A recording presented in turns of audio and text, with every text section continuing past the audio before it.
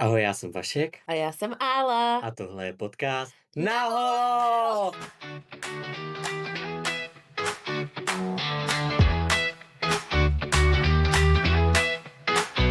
Tak zdravíme našeho látka po takový dlouhý době. Čau přátelé, holátka naše, my vás vítáme po, víc jak měsíci určitě. No to každopádně možná po 2. Kde jsi byla? Na dovolený. A kde? Já jsem si dovolovala v Asii. Ty jsi byla v Asii. Ano. A já jsem tady trpěl bez tebe, nevíš Je. ani jak jsem se těšil, až se uvidíme, až si takhle zase pokecáme a až budu být nový díl na poslouchání, protože jsem to byl na nervy. Jako recyklovat ty naše starý díly bylo Já teda jsem to jako... taky teda poslouchala 1, 2krát, protože se mi zastesklo, hodně se mi zastesklo, takže jsem si taky pustila nějaký naše díly, abych aspoň nás takhle jako slyšela To dohromady. je krásný. Musím teda říct, že jsme byli v kontaktu blízkým, že jsme si volali, ukazovala jsi mi Samozřejmě, jak jinak. nějaké zážitky, ale spousta věcí jsme se ještě neřekli. Takže dnešní díl bych trošku přenechal tobě a necháme ho trošku v cestovacím módu. Já Ano. mám taky pár novinek, ale ty si nechám potom třeba do dalšího dílu, protože jsem zvědavej.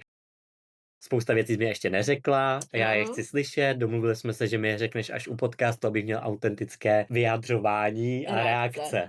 Takže spustme. No tak já jenom bych chtěla začít tím, že mluvím jako dement, protože jsem nachcípaná, protože změna klimatu není úplně tak easy peasy, jakože easy je to, když letíte ze zimy do tepla, ale když se vracíte z toho tepla do té zimy, tak prostě čekejte, že dostanete chřipku. Pecka. Já se tady Super. dobrovolně jako obětuju, protože už jsi zpátky týden skoro? No. A ještě jsme se neviděli, dneska je to vlastně poprvé a Ano. rovnou točíme, takže už jsem říkal, že bylo odstupu dost a pojď to do mě prát ty bakterie. Máme tady roušky na sobě. Jo, přesně. Ne.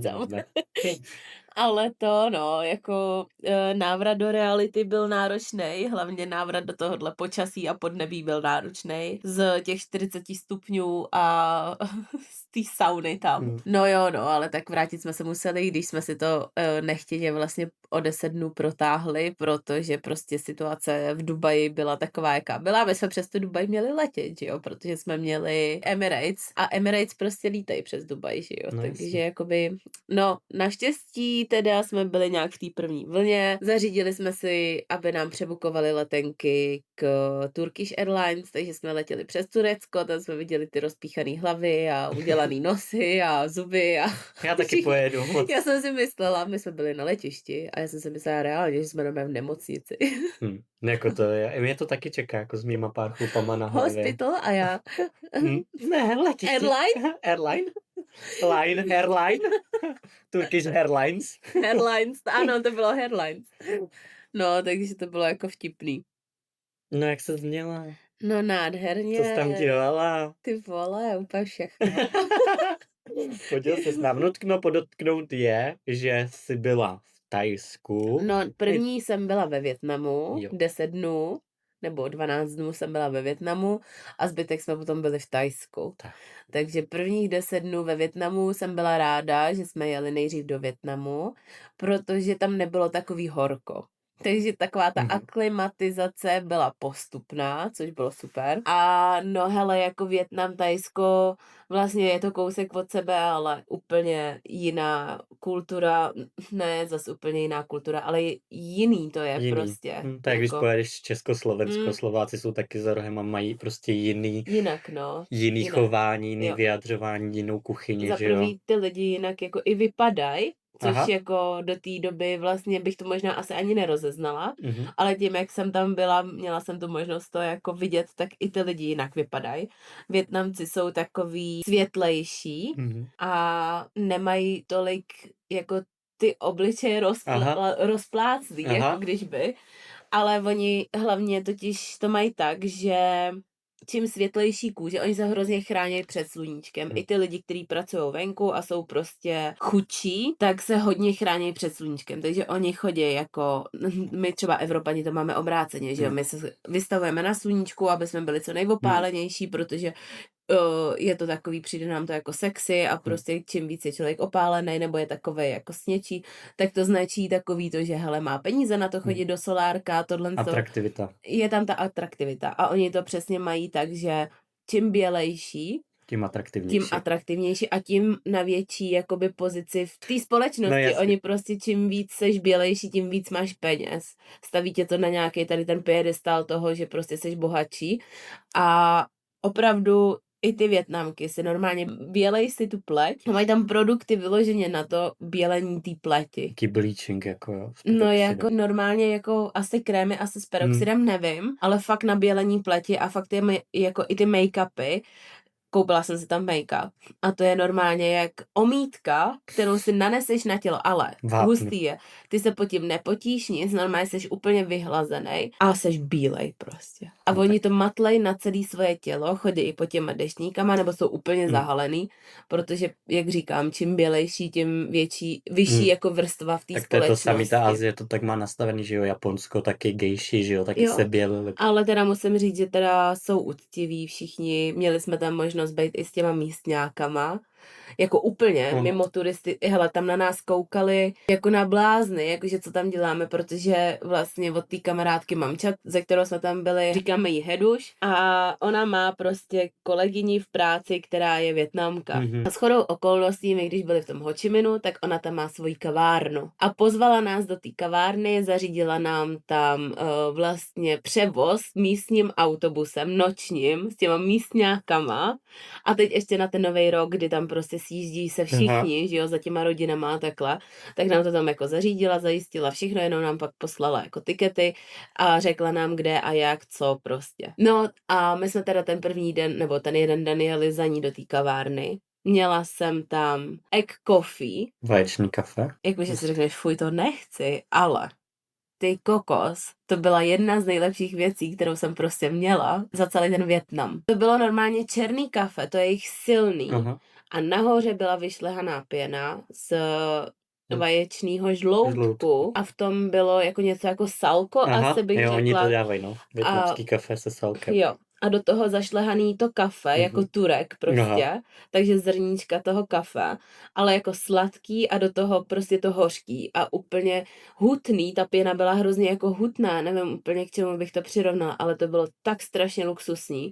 A pak nám ještě Debbie si dávala nějakou maču, já jsem si dávala nějaký jako kafe s mlíkem a Heduš si právě dávala tady to egg coffee, protože jí to ta slečna, nevím teď jak se jmenuje, Honem rychle, tak jí to jako doporučila. A pak nám udělala ještě jako dezert a to bylo právě tady to vyšlehaný kafe s tím žloutkem a s tím salkem a do toho k tomu dostaneš jako toasty, nakrájený jako na tyčinky, opečený a máčíš to do té pěny. A chutnalo to je něco jako buchtičky ze šodo, ale 1000krát lepší, jakože to bylo fakt luxus. To bych si dal, to jako zní super. A hlavně to byla taková kavárna jakoby pro mladý, který se tam chodí učit, chodí se tam třeba i vyspat, tam byly nové postele. Cool. Byla tam, jakože, hele, to byl hodně cool koncept, jakože oni se tam chodí učit, chodí se tam vyspat, holčiny třeba seděly venku, dělali si tam nechty vzájemně, prostě úplně takový hrozně friendly, jo, ale hrozně na hezkým jako zapadlém místě, teda úplně se tam šlo takovýma uličkama, úplně jsme si říkali, jejda, co tady děláme, ale ty místní tam chodili očividně rádi, protože tam bylo fakt narváno. A skoro jsme se neměli kam sednout a pak jsme vlastně teda šli dovnitř a tam byly takový jako komůrky, takový palandičky, nahoře byly postele, dole byly knihovničky, takový sezení normálně na zemi, že jo, na polštářcích, mezi náma chodily nějaký kočky prostě a fakt jakože takový napůl jako vevnitř a napůl venku a tak fakt jako hezký to bylo, no. Nádhera.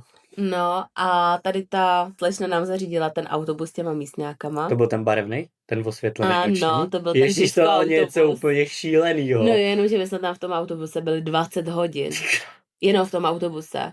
A to ještě 5 hodin předtím jsme byli na cestě. Ten autobus, když mi to Ala posílala, volala mi z něj, tak to vypadalo, když je někde na centrifuze. Na Matějsky. Tam to svítilo, hrálo, to úplně bylo něco neskutečného. A já s mým ADHD, který nevydrží sedět 20 minut na místě a soustředit se, já bych tam zdechnul. No, my jsme tam leželi, vole, jak v rakvi. Měl si záclonku. To vypadá, víte, jak to je, když je nějaký hudební dokument a ta celebrita jezdí tím svým autobusem na tour a spí tam prostě, tak takhle to přesně vypadalo. Takový ty kapslový hotely, metr na metr. Já bych se zabil. Odkryješ záclonku a vidíš do druhé postele, víš co, tam Debora. No masakr, ale hlavně největší masakr bylo to, že my jsme na ten autobus, aby jsme se dostali, tak jsme měli přijet na nějaký transfer. Takže my jsme si z hotelu zavolali taxíka, že jo, Bolta, ukázali jsme mu tu adresu, kam máme jet. No, ten nás tam odvez, teda sám pán z toho byl jako dost zmatený, kam nás teda má výjist a vyhodil nás prostě úplně někde, my byli v tom Ho Chi Minu, kde máš prostě turistický jako taky ty centra, že jo, a tohle. A teď on nás prostě vezl úplně někam hodinu pryč od toho města. A já si říkám, a byla trafik dost, jakože, takže dobře, normálně bez té dopravy by to bylo třeba půl hoďky, ale s tou dopravou to bylo delší. No ale stejně, odvez nás úplně někam random. Tam v životě turista nebyl prostě. Oni na nás úplně zírali, že co my tam děláme, my s těma krostama, s těma taškama, krosnu na zádech, batoh vepředu, teď ještě prostě ty věci okolo, že jo, všechno to taháš těch rukou, ty 3 holky, že jo, bílí, jakoby. A oni úplně, že tak na nás zírali všichni úplně, že jako my pro ně byli ta atrakce. No a najednou vyběhl, my stáli před tou lékárnou a že teda co, ty vole, nevidíme žádný parkoviště, žádný autobusy a nějak jsme to jako úplně nepochopili, že to má být nejdřív transfer na ten autobus. Takže jsme hledali parkoviště s autobusama, že jo.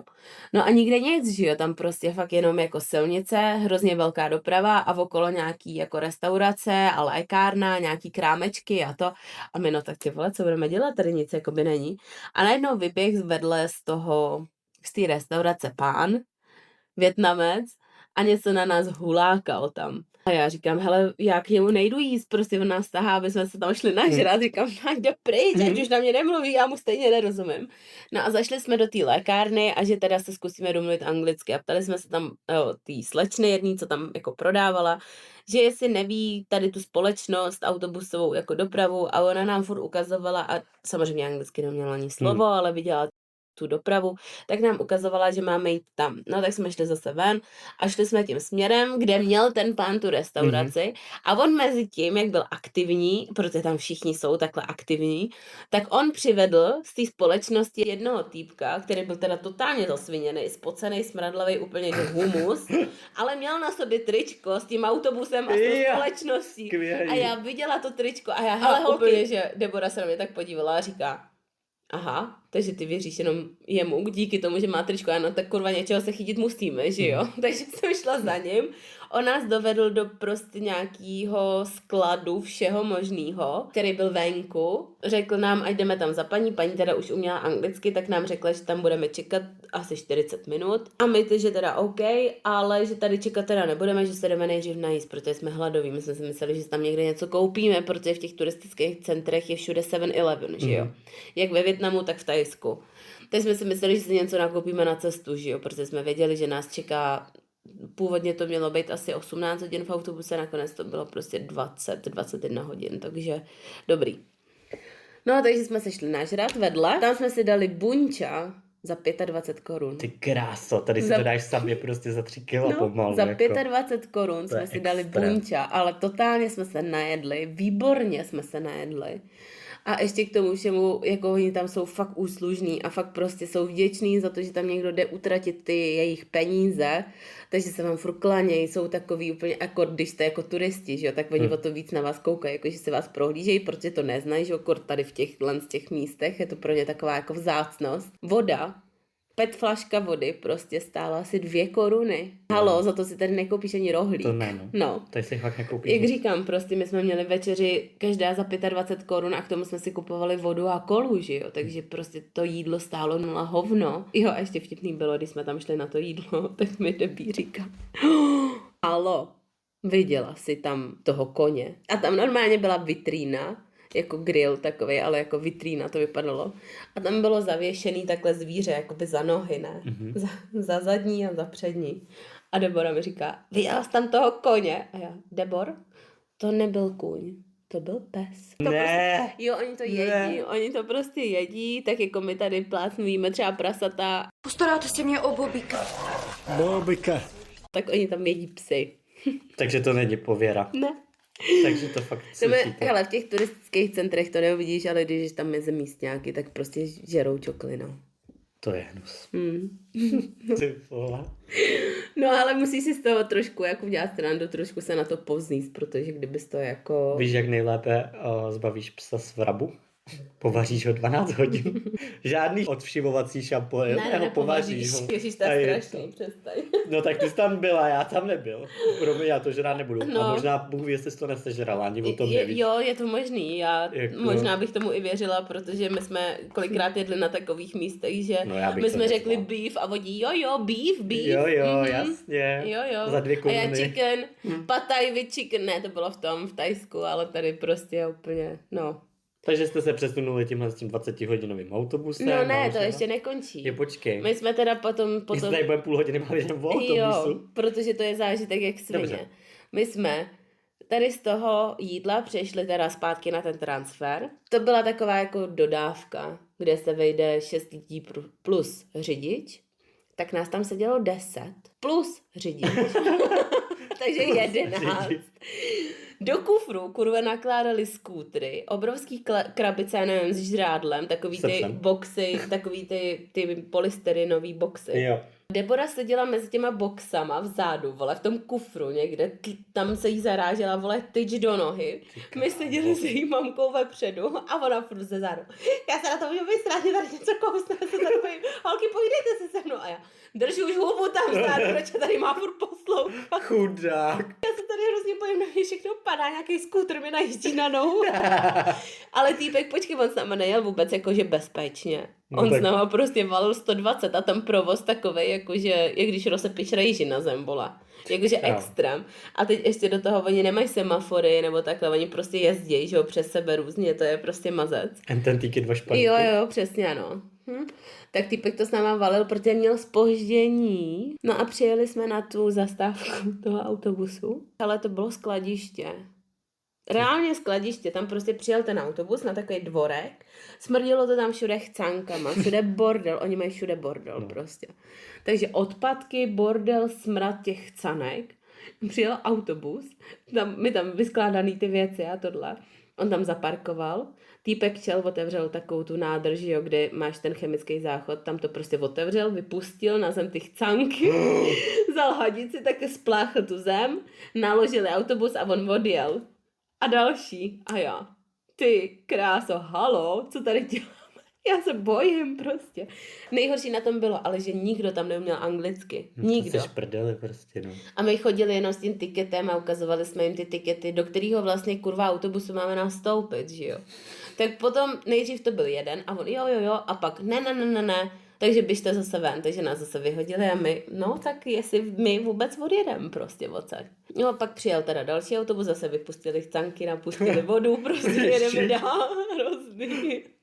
Já jich se zhroutil. Ale do toho se tam ty Vietnamci pohádali, já myslela, že si dají přes hubu, vole, tam na sebe řvali úplně extrém, a tam jenom stála tak strhnula úplně vzadu, holky byly někde vepředu, já tam hlídala naše věci, oni zjišťovali, jestli jedeme tím autobusem. No a oni potom teda nakonec, že jo, tak pojďte, jedete, takže takhle ukazovali tu rukou. Come, go, a my, OK, tak nám ukázali, kde teda spíme, já zde by spala naproti, nahoře v patře naštěstí, jo. Tam nějaká krysa běžela. No, to krysa ne. A Hedu spala o jeden ten regál vedle. Takže ona prostě tam čuchala ten hajzl celou dobu. Ale mě poslouchala, jak tam každý den na ten hajzl. To nemohlo být horší. Ale naštěstí jsme byli v patře, protože kdyby jsme byli dole, tak oni na noc, ty smraďoši, který tam prostě nakládali chudáci, ten autobus, a byli prostě spocený jak svině, tak žádná sprcha nic, jo, naložili se do toho autobusu. Týpek za mnou přišel, že chce pasy a obsat si tam nějaký iniciály naše.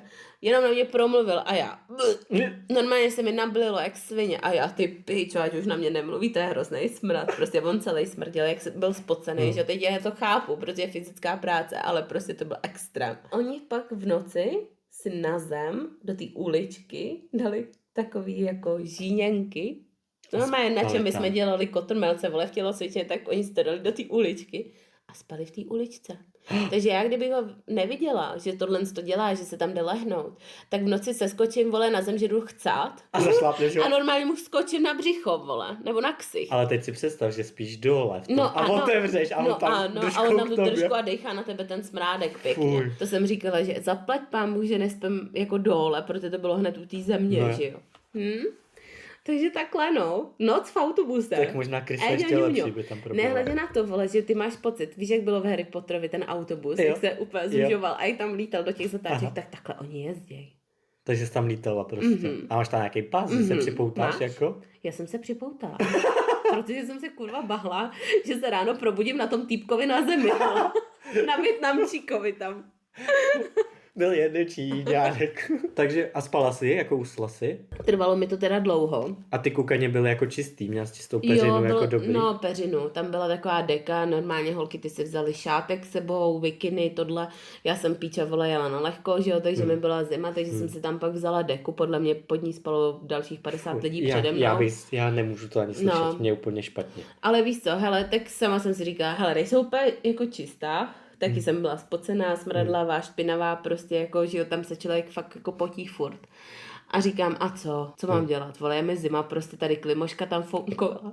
Úplně to pískalo prostě, myslím, že chcípnu, já jsem si pak dala sluchátka, abych to neslyšela. A do toho prostě s tebou týpek jede, teď jede Hrigol, vole, tak on zatáčí zprava doleva, do toho objíždí ty motorky, že jo, takže jako cesta taková jako všelijaká, ale usnula jsem, já nevím, asi ve 3 ráno a zbudila jsem se na východ slunce, což bylo prostě třeba v 6. Takže jsem moc nespala. Ale pak jsem usnula ještě přes den, co jsme tam jeli. No a dojeli jsme na takový jakoby odpočívadlo, kde v ceně tohohle z té jízdenky bylo i vlastně jako občerstvení. No jenom, že ještě jenom tak jako by the way, ta jízdenka stála 13 stovek. To je dost? No, ale jedeš 20 hodin. To jo, no. Máš spaní, máš jídlo, prostě jedeš fakt raketu daleko. Jako a jako jídlo ti nosili, jo? Že ti tam dával? Jako ne, v tom autobuse ne. Takže ale to jídlo na tom odpočívadle, myslím. Takže mi chci říct, že si třeba 5 hodin jela bez jídla. Kež by 5? Kolik? No, my měli 1 zastávku. Vy jste měli, takže kdyby jsi nekoupila někde jídlo po cestě, ne, nebo tak chcípneš. No tak to je hrozný. No, nechcípneš, ale prostě máš hlad, že jo. Takže já měla sebou nějaký bramburky, měla jsem sebou voříšky, kešu, a něco sladkého. Naštěstí mě to jako napadlo, říkám, hele, při tom cestování člověk má vždycky jako takovou chuť spíš než hlad. Jo. A za celých těch 20 hodin tak my jsme vlastně vyjeli v noci, že jo, pak celou tu noc teda spíš a zastavili jsme druhý den až někdy v 10 ráno na nějakým tom odpočívadle, že jako tam byla taková jako jídelna a nějaký fočko nám tam asi dávali, já nevím. Ale já jsem to nejedla, já to fakt nevím, protože my jsme tam vystoupili, samozřejmě zase všude smrděly chcánky, protože tam byly hned hajzly u toho, nevím kam to vypouštěli. A v té jídelně prostě samý Vietnamec, tam nebyl žádný turista a my vystoupili z toho autobusu. A ještě vtipnější, ještě předtím bylo, my jsme tam zastavili a týpek, který vůbec neuměl anglicky, tak na mě ukazuje jakože těma rukama k puste a dělá na mě jakože mlaská, prostě, že jdeme jíst. A nejdřív mi ukázal jakože tou rukou jako pojď sem, pak jíme a pak 10, jakože 10 minut. Jste měli 10 minut na jídlo? Ano. Takže on prostě 10 minut a to a já se koukala na holky a oni co a já, holky máme pauzu na jídlo, máme 10 minut, pojďte. Jakože jenom rukama, nohama, fakt vyloženě, fakt neuměli ani slova anglicky, oni neuměli říct ani hello, neuměli nic. Takže jsme teda vystoupili, tam jsme zjistili, že teda jíst tam opravdu nechceme a byli tam vedle jako takový, jako market takovej prostě s balenýma věcma, nějaký tyčinky a takovýhle píčovinky. Tak jsme si tam koupili nějaký sušenky a tohle, protože jsme fakt jako nechtěli tam jíst v tom smradu. A hlavně nevíš, co to s tebou udělá, že jo. Oni tam na to jsou, přesně, oni to tam umyjou v potoce někde, oni jsou na to zvyklí. Ale měli to tam normálně v řece nebo v moři, prostě oplachovali jako někde ve vodě, v potoku, talíře. Hadici nataženou na ulici umývali takhle nádobí. Z autobusu. Ale tak protože ty na to zvyklý nejseš, tak se jako bojíš a hlavně víš, že ti čeká dalších třeba, já nevím, 5 hodin v tom autobuse a prostě nechceš mít sračku, že jo. To chápu. Takže jsme se tam nenajedli, koupili jsme si nějaký tyhle balený věci, ale já ti říkám, my vystoupili z toho autobusu a všem spadla brada a všichni na nás koukali s otevřenou hubou, že co tam kurva děláme, protože nám to zařizovala ta Vietnamka, že jo. Takže jste s těma místňákama. A oni, hele, my do toho kupéčka našeho jsme byli každá rádi, že jsme sami. Oni tam spali třeba ve 4. V té kukani? Ano. Oni tam byli 2 dospělí a 2 děti. Normálně ve 4 lidech na tom jednom místě. Já normálně nějakým vole. Nejvtipnější na tom všem bylo, že oni nám řekli, že 12 kilo, maximálně 12 kilo sebou můžeme mít, jakoby to zavazadlo. A oni tam převáželi skútry. A já, ty píčo, ten skútr má 12 kilo a jsem nevěděla. Ale žili s ním ne v té kukáni se skútrem a s 5 dětma. skoro. A s sepsem za nohy pověšeným. I have a little surprise for you. Grilovali tam bunča ještě cestou. Ty král. No a že žádný jídlo do toho autobusu, jenomže říkám, jak žádný jídlo, No, jsme to si ti postrali, ne? nemůžem. Ještě, že jsem si s sebou fakt vzala ty bramburky a ty oříšky, protože, a Debbie měla džerky ještě, vlastně jsme tam jedli. Tak nebejt to, tak tam normálně chcípnem prostě hlady. Já měla hlad už večer, že my jsme dojedli to bunča, teď je to taky jako vlastně taky lehčí. A nemáš obrovský porce, oni sice 25 korun, ale porcička taková, hele, najíš se dostatečně, ale víš, že za 3 hodiny budeš mít prostě zase, ne hlad, ale spíš takový, už to, žravý. už to začne jako přicházet takový to, že by si něco dal. Takže takhle to jako vypadalo. Oni si nás samozřejmě furt hlídali, aby jsme se jim nestratili, protože, že jo, co oni to tam mají? Socialismus. Oni mají všude vyvěšený, hlavně tím, jak měl být ten nový rok, že jo, a tohle jsou tak všude vyvěšený ty vlajky. Oni mají ten půlměsíc s tím srpem, že jo. To jsou Rusové. Já ti to ukážu, vole. No a tu hvězdu, že jo, No, mají takovou červenou, žlutou vlajku. A mají tam jako ten půlměsíc a k tomu tam mají nějaký ten. No, tak to je známka komunismu, a to měli Rusáci přece. Počkej, se zeptáme. ChatGPT a nám to poví. To jsme úplně za blbce. No, tak co, jako ježišmarja, nemůžeme vědět všechno přece. Co mají ve Vietnamu za politickou situaci a jak vypadá jejich vlajka? A few moments later. Socialistická republika to je. Vládne tam jedna strana, komunistická strana Vietnamu. Jsou to komouši, no. Neexistuje tam klasická demokracie jako u nás. Stát má silnou kontrolu nad politikou, médií i částí ekonomiky. Ano, to jsme věděli. Vlajka Vietnamu, červené pozadí, uprostřed je žlutá hvězda, pěticípá, jasně. Ale oni mají ty vlajky, ne takhle s tou hvězdou, ale mají tam ten srp prostě. No, tak to je známka socialismu, že jo, komunismu. Prostě to měli i... A ještě vtipný na tom je, že když je někdo jako odpůrce toho, tak tu vlajku dává opačně, jako z hůru nohama. Že jakoby protestuje, neinvazivně protestuje proti tomu komunismu. Hustý. Tak ji mají normálně z hůru nohama, aby bylo vidět, že je to jakoby protestant a že jako to ukazuje, ale vlastně... Soucítí s tím. No, je to takový jako neinvazivní protest, jakoby no, nenásilnej. Tak teď nějakým zajímavým příběhu. No a tohle je taky zajímavý, vole. No každopádně to, tak Nový rok třeba. Nový rok byl takovej, že my byli v Danangu. A Danang vlastně tam je ten most s tím drakem, že jo, tam tu plive ten oheň, potom tu vodu a to je to nádherný. A slavili jsme potom Nový rok na pláži, kde to vypadalo ne jako ve Vietnamu, ale jako v Miami někde, prostě úplně, že extrém, tam ty mrakodrapy a tohle fakt nádherný. A tak si slavíme ten Nový rok na té pláži, jsme se vymoudili, tohle to přišel tam za náma nějaký týpek, že tam je jako s kamarádama, ale že prostě Debbie se mu líbila, tak tam s náma jako to pařil a bylo to jako super. Teď my měli třpitky ve vlasech, byli jsme nádherný, prostě třpitivý, že jo, a to koupeš se v moři a u toho ti tam, ne koupeš, ale tak cachtáš, že jo, nohama a běháš si po pláži, do toho ti tam bouchají prostě ohňostroje, je to fakt jako nádherný. A já pak říkám, já tragédka zase, opět ostuda. Říkám, nějak jsme se bavili s tím týpkem a on, že jo, tamhle jsou kámoši, já jsem se otočila a říkám, ty vole, jsou hezký kámoši, víš co? On byl od někať z Ria, myslím. Brazílie. No. A nevím, jestli přímo Rio, ale myslím, že jo. Ale prostě Brazílie, že jo, tak tam jsou nádherný lidi. Hlavně chlapi. No a teď jsem se podívala na ty kámoše a já, wow, jakože tak halo, tak já jim jdu říct, ať jdou k nám si sednou, tam seděli 2 týpci prostě sami, že jo, random. No a teď jdu, že jim teda řeknu. A najednou prostě díra v zemi, kterou já jsem neviděla. Zahučila jsem do ní, ale tou jednou nohou. A to normálně jsem udělala takovej šipku a tam byly hned jako stromečky, prostě něco jak živej plot, vole, to zalítla. To i nahoře, hlavu dole, nemohla jsem stát. Hlavou dole, pičou nahoře. A oni mě viděli, jakože Debbie a ten kluk a tohle, hned za mnou běželi, že hej, kde jsi, co se tady válí v těch stromech, jsi v pohodě? Kurva, odjebanou holeň. Mám tam doteďka, tam mám šlince k svině. Tady mám bouli furt.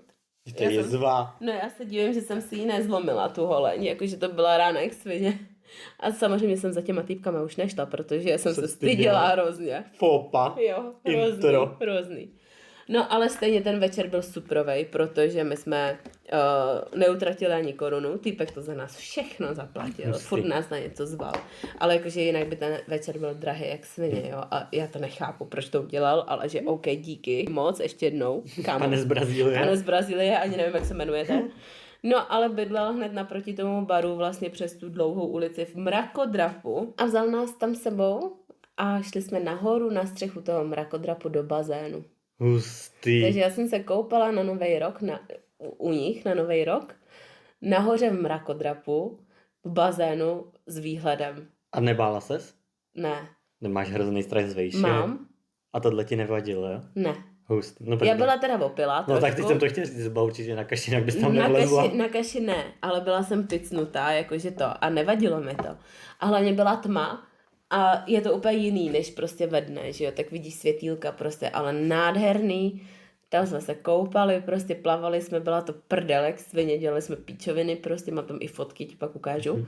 Nádherný, prostě osvětlený, teď každou chvíli to svítilo jenom barvou, celý ten vršek toho mrakodrapu. Jakože extrém prostě a já, hej, co tady dělám? Úplně výtahem jsme jeli asi 2 minuty prostě nahoru. Jakože hustý, no. Pak teda, když jsme jeli dolů, tak na té recepci na nás koukali, jakože co tam asi děláme, ale tak jakože co. No, takže to byl zážitek z Vietnamu. Bylo to hezký, vrátila bych se zpátky. Nebudeš tady se mnou pěkně. Akorát jako teda Máme tady práci. Zase, musím říct, že za prvý teda celou dobu jsem nepotkala jednu jedinou vosu. Oni prostě nemají vosy, ani včely, ani, já nevím, Šťastný to lidi. Jako, jasně, ale mají mraky komárů, mají šváby. Fuj. To my tady nemáme. Mají krysy, všude. Tam na mě vyběhla ta krysa. Jo, to jsme byli. To jsme si zrovna volali a jsem začala dvát venku. Ale byla na headspa, volala mi, protože jak jsem kadeřník, tak mi chtěla ukázat místní kadeřnictví. Nic horšího jsem v životě neviděl. To bylo hrozný, tak mi volala. A začala úplně řvát a mě to přišlo tak hrozně vtipný, až jsem vyprsknul oběd, protože jsem u toho obědla a ona vlítla dovnitř a řve, Mouse, Mickey Mouse. A paní tam uklidňuje, že je to tady normální prostě a říká, já to nechci, prostě fuj hnus. Ale to bylo a ono, že tady je hodně myší, tady je hodně krys, všude jsou a já, díky. Tak aby jsme se přesunuli teda z Vietnamu do Thajska, tak tam jsme samozřejmě už potom přelítali, nejeli jsme žádným nočním autobusem, jsme se na to mohli vysrat, vole, na tuhle dopravu. Byli jsme i v těch velkých městech, ale byli jsme i na ostrovech, takže všechno má svoje. Ty velký města stačí 2-3 dny, ty ostrovy klidně týden, jako. To je prostě bomba. Půjčovala jsem si tam i skútr. Jezdila jsem tam i na skútru, aby jsem holkám jako udělala výlet po ostrově, taxíci nebo tuci, drahý všechno prostě, takže když se člověk chtěl přesunout třeba 10krát za ten den, tak by za to prostě nechal třeba 2, jako v našich, protože ta doprava je fakt jako drahá tam. Takže jsem si prostě půjčila skútr, který stál na naše 120 korun. Gasolína stála 40 bátů, takže prostě já nevím, asi 32 korun, litr, dobře, to už jsme srovnatelně s naším, teď už ne, teda teď už to zase stouplo, ale byli jsme srovnatelně na tom. Takže dobře, nesada tě to, jenom že co ten skútr sežere, že jo? Já jsem si koupila 3 gasolíny, zaplatila jsem za to 100 a jezdila jsem na to 2 dny, rozumíš, jakoby, halo. Samozřejmě jsme chodili kalit, jakože dost. Já bych možná tohle téma s tou Ázií, protože je docela jako široký, rozdělíme na 2 díly. Jako víš, že to, teď nám ještě něco řekni a já bych udělal ještě jeden díl jenom o tom Thajsku a kalení a o nějakých jako...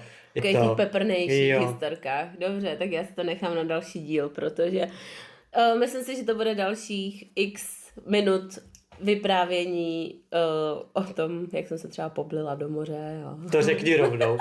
To je skvělý. Ne, to si nechám na příště. Ať se máte na co těšit. No tak jsme to takhle jenom teda nastínili. Bude historka o zvracení a o poznání týpka, který si nechal pozvat na výlet. Bomba. Tak mějte se krásně, skládejte básně. Už končíme. A už končíme a doufám, že se vám tohle téma líbilo, protože je opravdu jako rozsáhlý a mě to baví, takže já jsem pro toto vypustit na další díl, na další etapu. A to ještě Vašík neví, že tady bude mít další půl hodinu ještě s fotkama. Na to se těším, ale ne, na to se fakt těším, protože jako ty zážitky byly fakt krásný.